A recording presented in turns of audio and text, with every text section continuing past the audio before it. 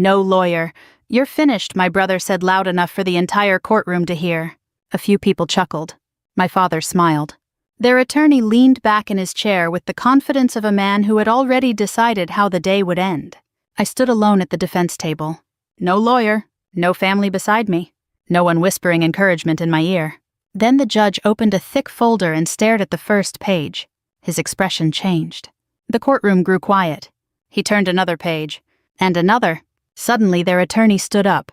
"What is it?" my brother asked with a grin. The man didn't answer. Instead, he looked directly at me. His face had gone pale. Oh my God. The words slipped out before he could stop them. My father frowned. "What?" The attorney swallowed hard. "Look at her file." The judge slowly removed his glasses. Then he said the sentence that would destroy everything my family believed about me. "She doesn't need a lawyer." 5 seconds later, my father's body collapsed toward the floor. But to understand why that happened, you need to understand what kind of family I came from. My name is Emily Carter. At the time of these events, I was 32 years old and a commissioned officer in the United States Army. Most people who met me for the first time saw a calm woman with a controlled voice and careful posture. They saw someone polite, disciplined, and quiet. What they didn't see were the years that created that silence. I grew up in a small town in Ohio with my father, my mother, and my older brother, Jason. In our house, there was one simple rule. Jason mattered. I didn't. Nobody ever said those exact words. They didn't have to. You learn things through repetition.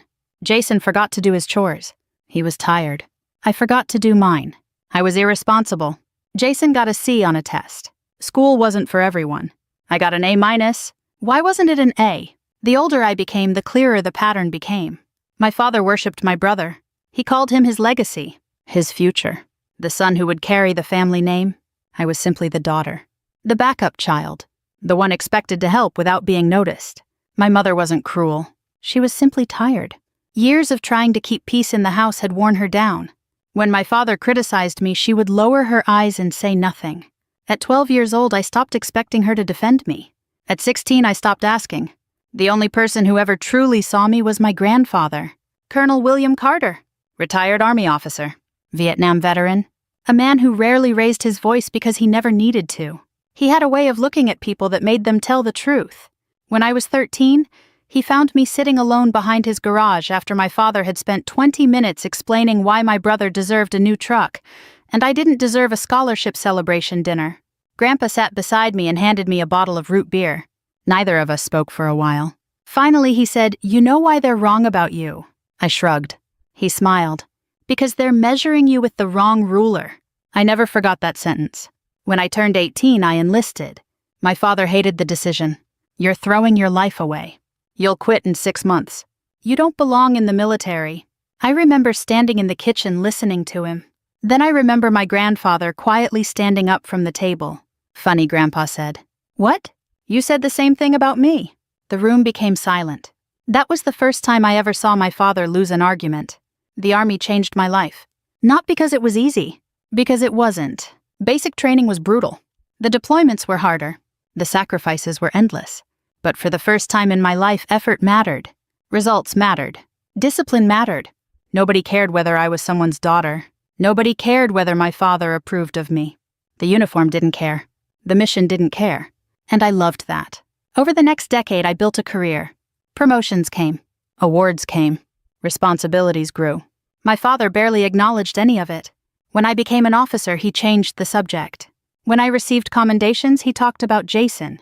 When I bought my first house, he asked why I wasn't married. Jason, meanwhile, bounced between failed business ventures, failed investments, failed relationships. Each time he fell, my father rushed to rescue him. Money, excuses, second chances, third chances, 10th chances. The pattern never changed. Then my mother passed away after a sudden illness. That loss fractured whatever remained of our family. My father became more bitter. Jason became more entitled. And Grandpa became my anchor. I called him every Sunday. Sometimes we'd talk about military history. Sometimes baseball. Sometimes nothing important at all. Those conversations became precious, especially because I knew they wouldn't last forever. 3 years later, I got the call. Grandpa had suffered a stroke. By the time I arrived at the hospital, he was conscious but weak. I sat beside his bed for hours. At one point, he squeezed my hand. "Still carrying the family on your back?" I laughed through tears. Trying. He smiled. Good. That was the last real conversation we ever had. 2 weeks later, he passed away. The funeral brought everyone together. At least physically. Emotionally, we were miles apart. Jason spent most of the service checking his phone. My father accepted condolences like a politician greeting voters. I stood beside the casket and remembered the only man who had ever believed in me before I believed in myself. A week later, we gathered for the reading of the will. The attorney began calmly. A few personal items, some charitable donations, family keepsakes. Then everything changed. The largest asset in Grandpa's estate was a substantial investment portfolio and several properties accumulated over decades, worth millions, far more than anyone expected. The attorney adjusted his glasses. Then he read Grandpa's decision. The majority would go to me. Not Jason. Not my father. Me. The room froze. Jason actually laughed. He thought it was a joke. Then he realized it wasn't. My father's face turned red. What? The attorney repeated himself. Jason stood up. This is ridiculous. My father pointed at me. You manipulated him. The accusation hit the room like a gunshot. I stared at him. You don't actually believe that. Oh, I do. The attorney attempted to calm everyone. It didn't work. By the time the meeting ended, my father and brother were already discussing legal action. 3 weeks later, they filed suit. They claimed undue influence, manipulation, fraud. They wanted the will invalidated. They wanted everything. And they believed they would get it. Because for the first time in their lives, they were about to discover something they had never bothered learning about me. I informed the court that I would represent myself. When my father heard that, he laughed. Jason laughed even harder. And as we entered the courthouse on the first morning of trial, he leaned toward me with a smile. No lawyer. He shook his head. You're finished. The morning of the trial felt strangely ordinary. The sky above the courthouse was gray. A light wind pushed fallen leaves across the parking lot. People hurried through the entrance carrying coffee cups and briefcases, as if this were just another workday. For them, it probably was. For me, it was the day my family intended to erase everything my grandfather had chosen to leave behind. I parked my car, sat quietly for a moment, and stared at my reflection in the rearview mirror. My face looked calm. Years in uniform had taught me something valuable. Fear and confidence often looked exactly the same from the outside. The difference existed only inside your head. I gathered my documents, stepped out of the vehicle, and walked toward the courthouse. My father's truck was already there. So was Jason's luxury SUV, the one he definitely couldn't afford. As I entered the building, I spotted them immediately. Jason stood beside a tall man in an expensive suit. Richard Lawson, one of the most successful probate attorneys in the state. His hourly rate alone was higher than many people earned in a week. Jason noticed me first. A grin spread across his face. Well, look who's here. My father turned. Neither of them greeted me. Neither of them asked how I was doing. Neither of them acted like I was family. At this point, I didn't expect them to. Lawson looked me over. Professional. Polite. Confident. Ms. Carter, he said. Mr. Lawson, I understand you've chosen to represent yourself. I have. He nodded. There was a brief pause. The kind people use when they're deciding how much honesty is appropriate. Finally, he said, that is certainly your right. Translation. You're making a terrible mistake. I almost smiled. Instead, I simply said thank you. Jason laughed. You hear that? Even he thinks you're crazy. I ignored him. Years ago, comments like that would have hurt. Not anymore. The courtroom filled slowly. By 9 o'clock, nearly every seat was occupied. Some people were curious. Others were connected to the estate. A few were simply waiting for their own cases. Still, I could feel eyes following me. People notice when one side has a high-powered attorney and the other side has nobody. Or at least that's what they thought. The bailiff called the room to order. Everyone stood. Judge Harold Bennett entered. I had researched him extensively. Former prosecutor. Military family. Known for being fair but exceptionally difficult to fool. He settled into his chair and reviewed several documents before looking up. The proceedings began. Richard Lawson immediately took control of the room. He was good. Very good. His voice carried authority without sounding aggressive. His questions seemed reasonable. His arguments sounded logical. Watching him work, I understood why my father had hired him. Lawson's strategy became obvious almost immediately. He wasn't trying to prove that my grandfather had been incompetent. That would have been difficult.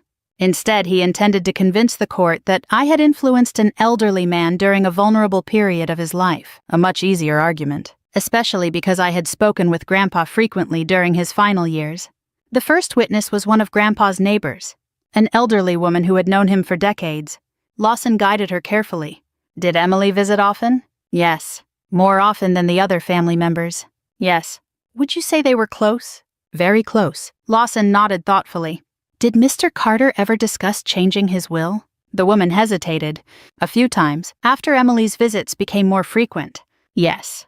Lawson allowed silence to linger. The implication hung in the air. He didn't need to say it. Everyone understood what he wanted them to think. The second witness was a family acquaintance. Then another. And another. Each testimony was subtle. Nothing dramatic. Nothing explosive. Just enough small pieces arranged into a larger picture. Emily spent time with Grandpa. Emily called Grandpa. Emily visited Grandpa. Emily was close to Grandpa. Therefore, Emily must have manipulated Grandpa.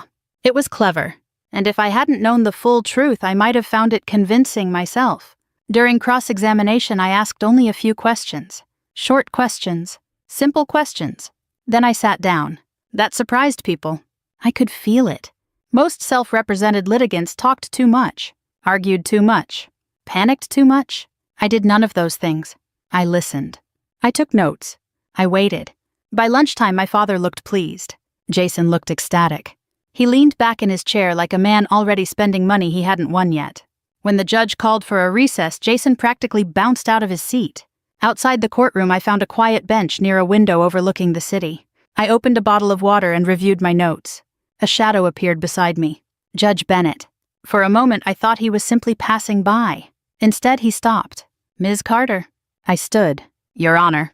He studied me carefully, not suspiciously. Curiously? May I ask you a question? Of course.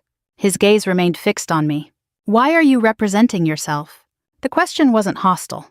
It sounded genuine. I considered my answer.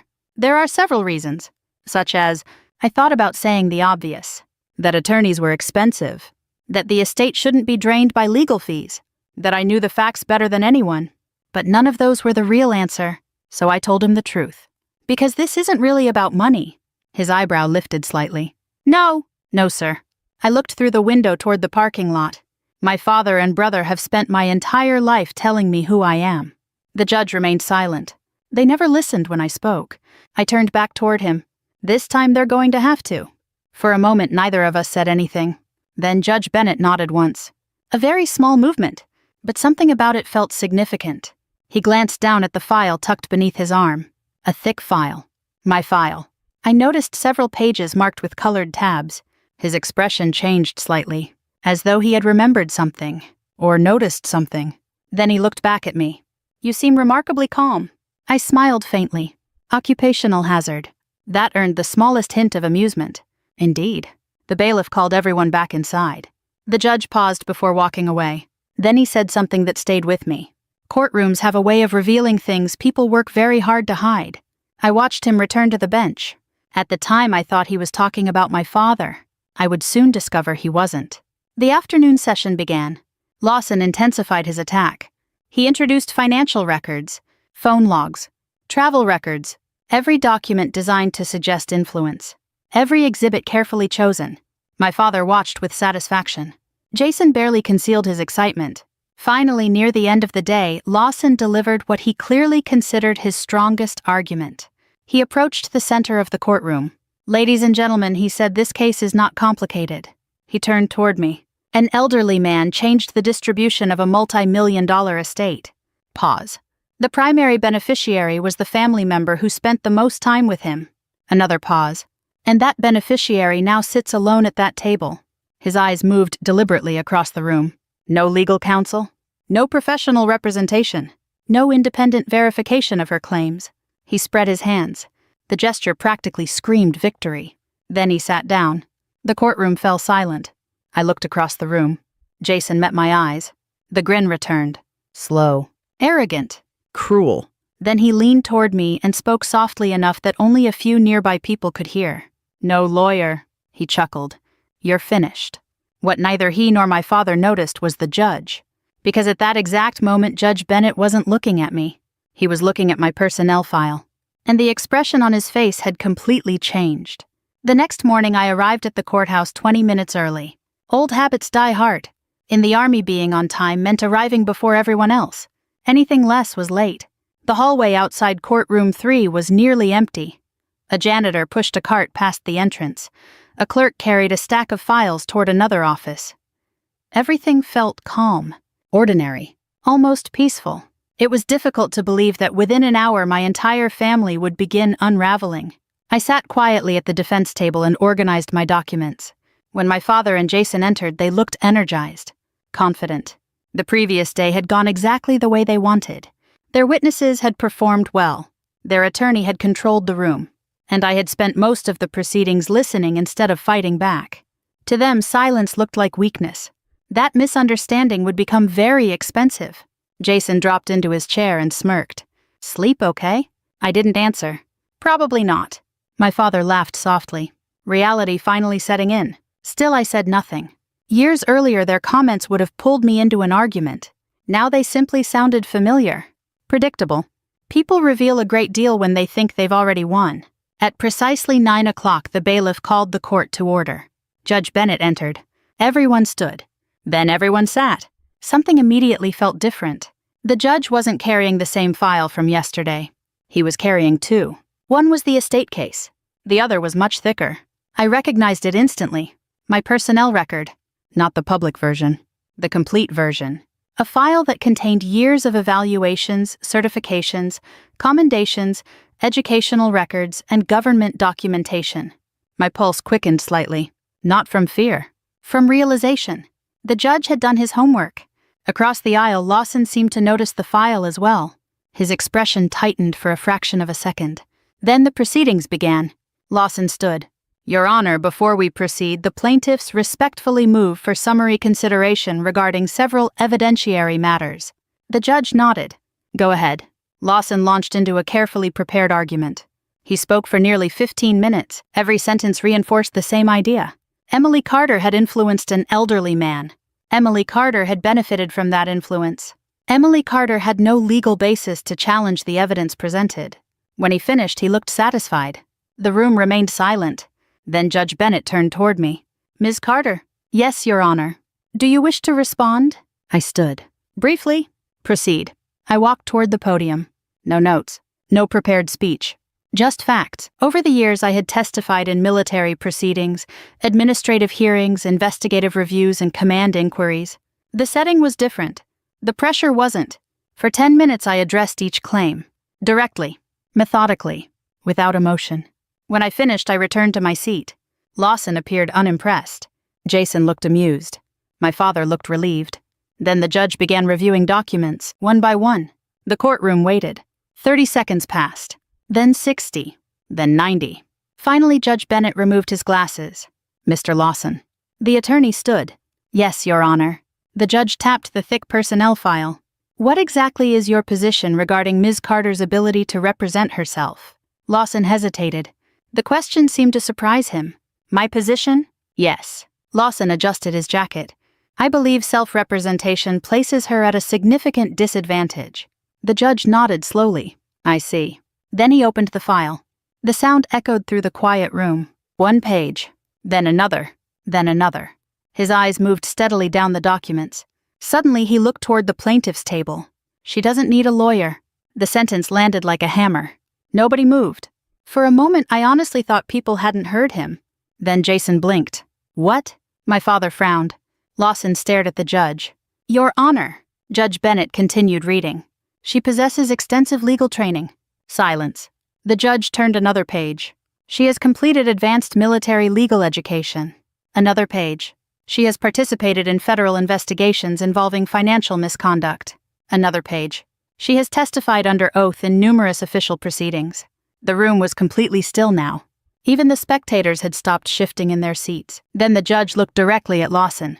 "According to this file, Ms. Carter has spent years handling matters more complex than this probate dispute." I saw something happen in Lawson's face, not fear. Recognition. The sudden realization that he had misjudged someone.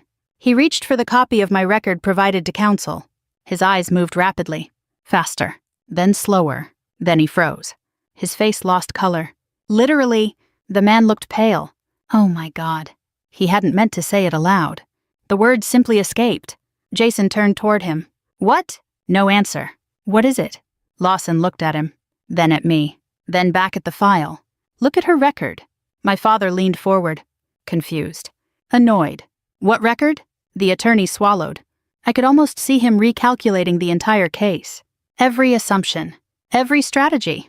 Every prediction. Gone. Because for the first time he wasn't looking at me as someone's daughter. He was looking at my professional history. And it told a very different story. The judge continued. Counsel, I suggest you proceed with the understanding that Ms. Carter is fully capable of representing herself. Yes, Your Honor. The confidence was gone from Lawson's voice. Not entirely, but enough, Jason noticed. So did my father. And neither understood why. The proceedings resumed. This time, however, everything felt different. The illusion had cracked. The image my family had built of me over decades was beginning to collapse. The next witness took the stand. One of the neighbors who had testified the previous day. Lawson conducted direct examination. Then the judge turned to me. Cross-examination. I stood. The witness smiled nervously. I approached slowly. Mrs. Reynolds, you testified yesterday that my grandfather discussed changing his will after my visits became more frequent. Correct? Yes. You're certain? Yes. I nodded. Can you tell the court when those conversations occurred? She gave several approximate dates. I waited. Then I opened a folder. Mrs. Reynolds, do you know where I was on those dates? She hesitated. Number. I handed a document to the bailiff. Military travel orders. Official records. The judge reviewed them. Then Lawson reviewed them. Then the witness reviewed them. On every date she had mentioned I was deployed overseas. Thousands of miles away. The woman stared at the paper. Confused. Embarrassed. I must have remembered wrong. You must have. A murmur spread through the courtroom. Small, but noticeable. I continued. Did my grandfather ever tell you I pressured him? Number. Did you ever witness me pressure him? Number. Did he ever seem afraid of me? Number. Then your testimony is based entirely on assumptions. The witness looked down. Yes. Thank you. I returned to my seat. The damage was immediate. One witness. 5 minutes. Years of assumptions destroyed. Jason no longer looked relaxed. My father shifted uncomfortably. Lawson rubbed his forehead. And for the first time since the lawsuit began, I saw doubt. Real doubt. Not in the courtroom. In my family's eyes. Because they were finally beginning to understand something my grandfather had known all along. I wasn't the weak daughter they remembered. I wasn't the quiet little girl they ignored at family dinners. I wasn't the forgotten child sitting alone behind Grandpa's garage. I had spent more than a decade learning how to analyze evidence, expose inconsistencies, and remain calm under pressure. And now those skills were aimed directly at them. The next witness was already being sworn in. I opened my notebook, picked up my pen, and prepared to dismantle the next lie. Something changed after Mrs. Reynolds left the witness stand. It wasn't dramatic. No one stood up and announced that my father and brother were losing. No headlines appeared. No sudden confession shook the courtroom. The change was subtler than that. People stopped looking at me like a victim. They started looking at me like a threat. And for the first time since the lawsuit began, Jason looked nervous. Not scared. Not yet. But nervous. The next witness was a former family friend named Robert Henson. He had known my grandfather for nearly 15 years. The day before, he had provided testimony suggesting that Grandpa seemed isolated during the last years of his life. The implication was obvious. An isolated elderly man is easier to manipulate. Lawson led him through direct examination. The testimony sounded convincing, at least on the surface. Then Judge Bennett turned toward me. Ms. Carter. I stood. Thank you, Your Honor. As I approached the witness stand, I noticed Robert avoiding eye contact. Interesting. People who tell the truth usually look at you. People who are afraid of being caught often look everywhere else. I stopped a few feet away. Mr. Henson, how many times did you visit my grandfather during the final year of his life? Several. Several? Yes. Can you be more specific? He hesitated. 5 or 6 times. I opened a folder. Would seeing your visitor log refresh your memory? His eyes widened slightly. The nursing facility maintained detailed records. Every visitor, every date, every arrival, every departure. The document was handed to him. He reviewed it. Silence. Then more silence. Finally, he cleared his throat. Perhaps fewer than I remembered. How many?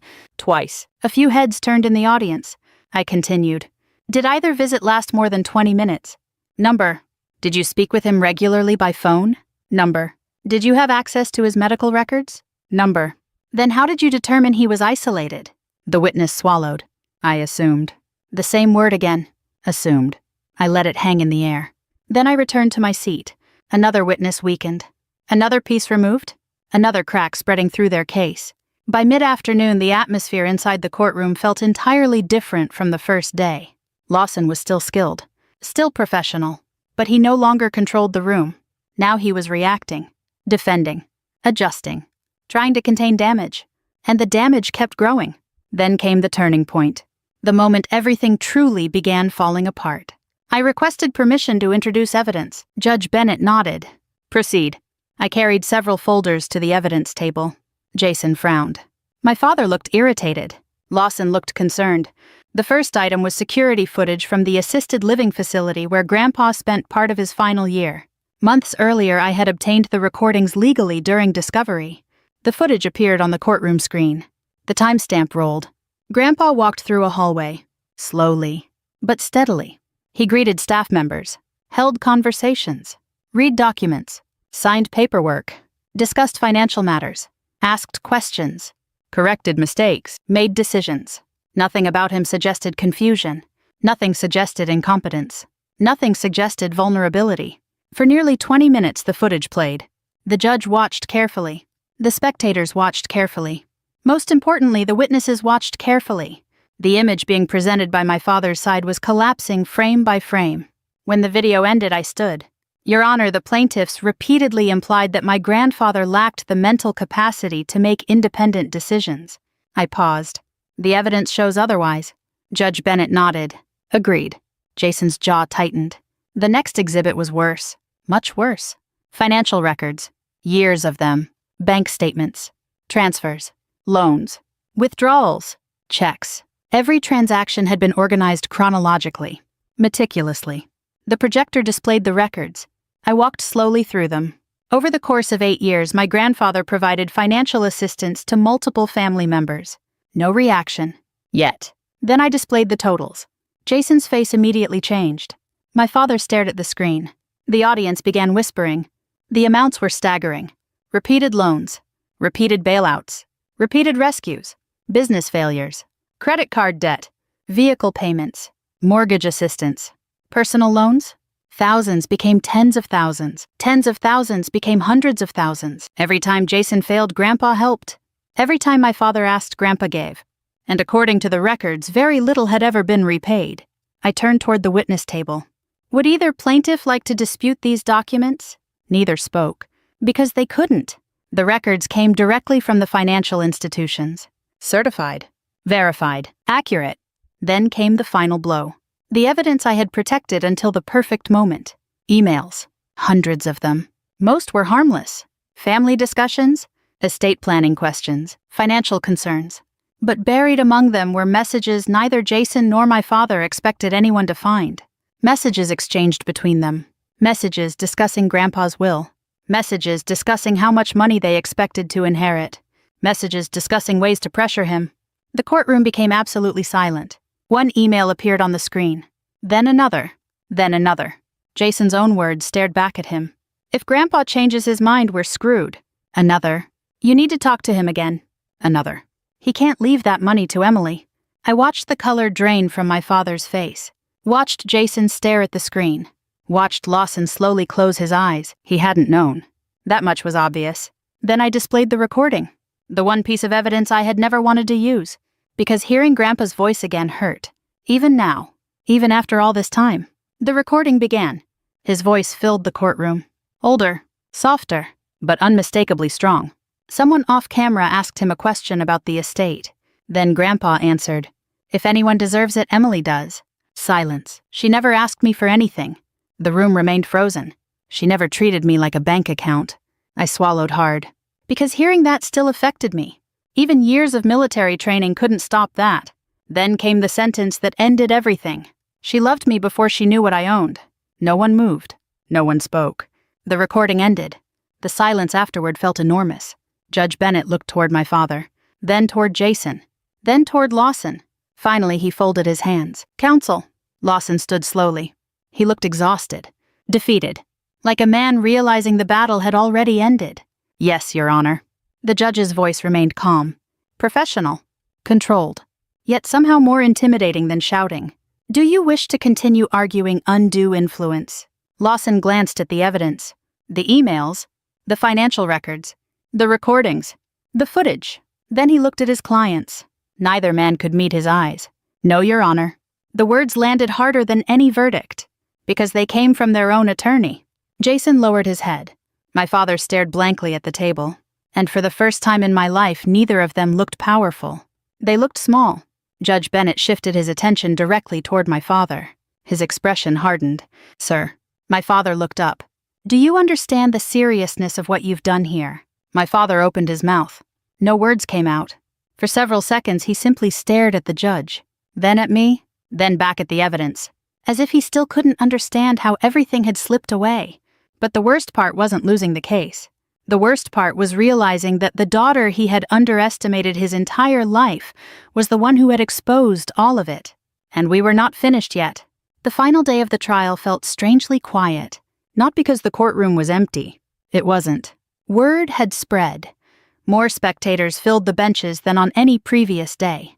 Several attorneys from other courtrooms slipped inside during breaks. Clerks lingered near the back wall longer than necessary. People sensed they were about to witness the ending of something. They just didn't know how dramatic that ending would be. I arrived early again. As I walked into the courtroom, I saw Jason already seated. For the first time since this lawsuit began, he didn't smirk. He didn't make jokes. He didn't even look at me. His confidence had vanished somewhere between Grandpa's recording and the mountain of evidence sitting on the court's desk.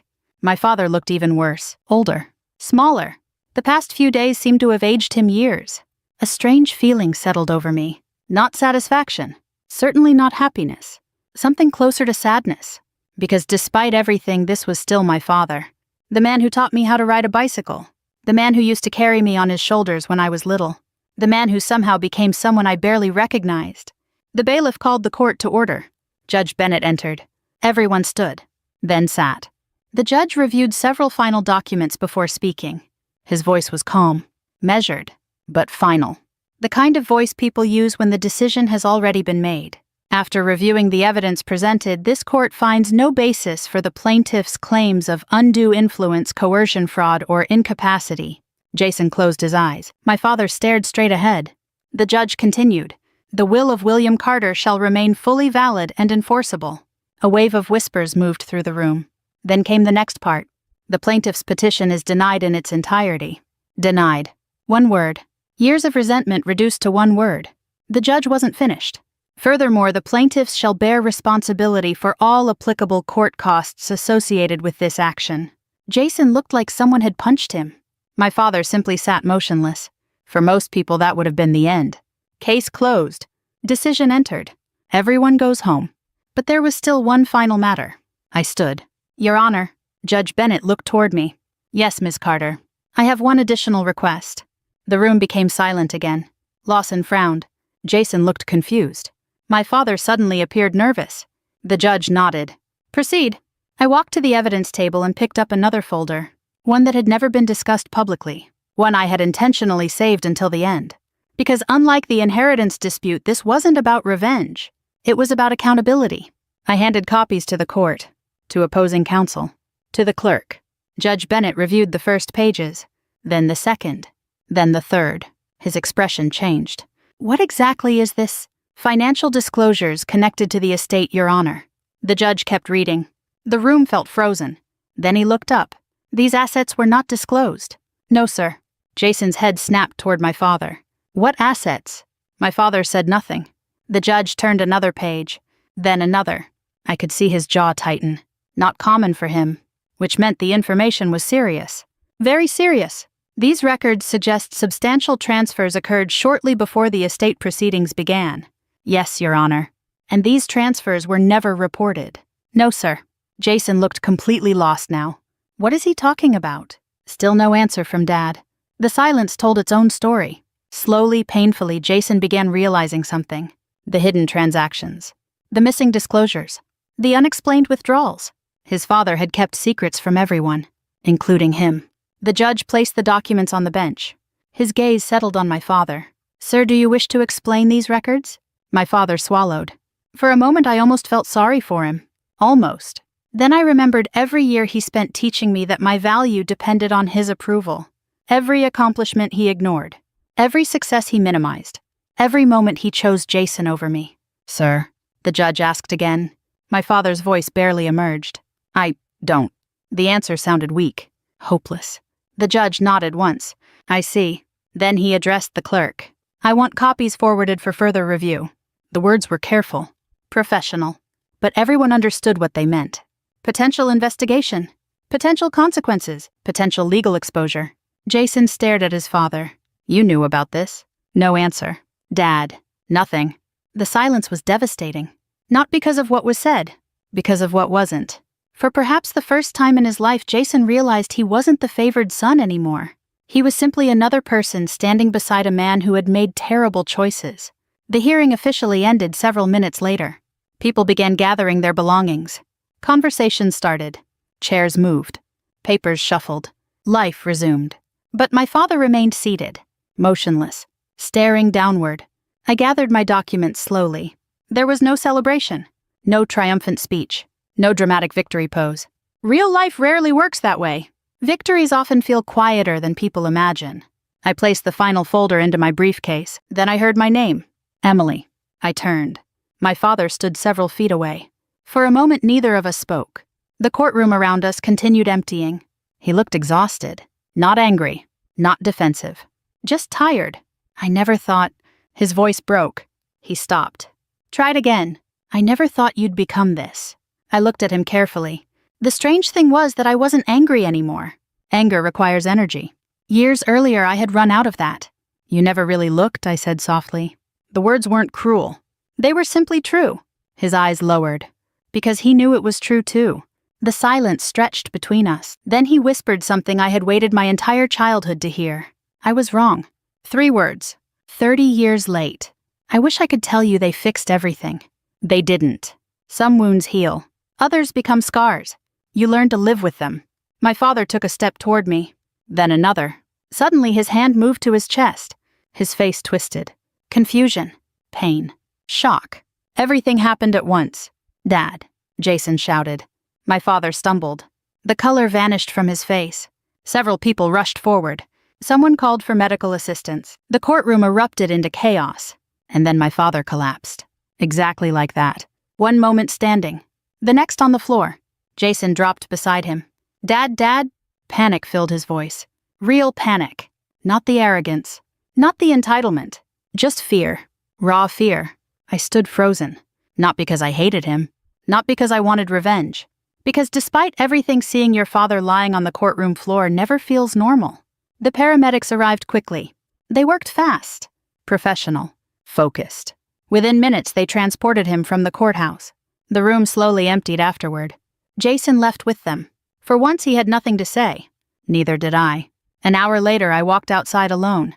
The afternoon sun hung low above the city skyline. The air felt lighter somehow. Not because I had won. Because something was finally over. For years, I had chased my father's approval. Worked harder. Achieved more. Sacrificed more. Believing that eventually he would see me. Respect me. Choose me.